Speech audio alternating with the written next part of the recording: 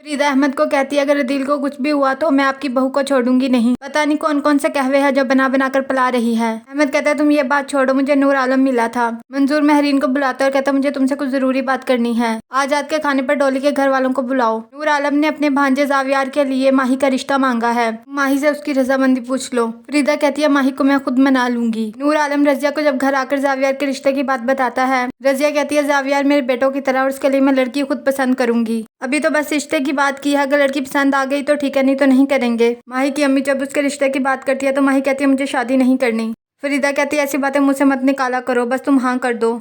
माही हाँ कर देती है रिश्ते के लिए। जैनी साद को कॉल करती है और कहती है, तुम कुछ नहीं कहोगे। साद कहता है, कॉल तुमने की है। जैनी कहती है, अबू ने आज रात के खाने पे आप सब लोगों को बुलाया है। साद कहता है, तुमने अंकल के कहने पर कॉल की है, तुमने वैसे कॉल क्यों नहीं की। जैनी कॉल कट कर देती है। साद डोली को बताता है कि मंजूर अंकल ने खाने पर बुलाया है। डोली कहती है, मुझे वहाँ पर जाकर अपनी इंसल्ट करवाने का कोई शौक नहीं और ना ही मैं वहाँ पर जाऊंगी। साद ज़ारा को कॉल करके बताता है कि जैनी का मूड ऑफ है तुम्हारी वजह से। ज़ारा कहती है, तुमने मेरे मुतालिक उससे क्यों बात की, वो मंगेतर है तुम्हारी, वो नहीं समझेगी और आज के बाद उसके सामने मेरा जिक्र मत करना। जो हमारी दोस्ती की अहमियत हमारी नजरों में है, लोग उसे नहीं समझ सकते और तुम आज के बाद जैनी के सामने मेरा जिक्र नहीं करोगे। डोली की अम्मी उसे समझाती है कि महरीन ने तो 1-2 दिन में अपने घर चले ही जाना है, बाकी ससुराल वाले तो तुम्हें कुछ नहीं ना कहते। क्या मैं ये ख्वाहिश लेके कब्र में ही चली जाऊंगी कि मेरी बेटी अपने घर की हो जाए। डोली कहती है, मुझे किसी से कोई मसला नहीं है, अली ने हमारी बात सब में क्यों की है। डोली की अम्मी कहती है, अली को तुम्हारी परवाह है इसीलिए उसने महरीन से बात की है, जबकि उसके दिमाग का पता भी है तुम्हें। माहीन का मूड ऑफ होता है। जैनी कहती है, आपका मूड क्यों ऑफ है। माहीन कहती है, अम्मी अब्बू गए हैं डोली को मनाने के लिए। मैं तो बुरी हूं ना, लेकिन अम्मी अब्बू को ऐसे बेइज्जत करने का क्या मकसद है। ज़ारा अपनी खीर पकाई की रस्म करती है। माही खीर खा के कहती है, बहुत मजे की बनी है।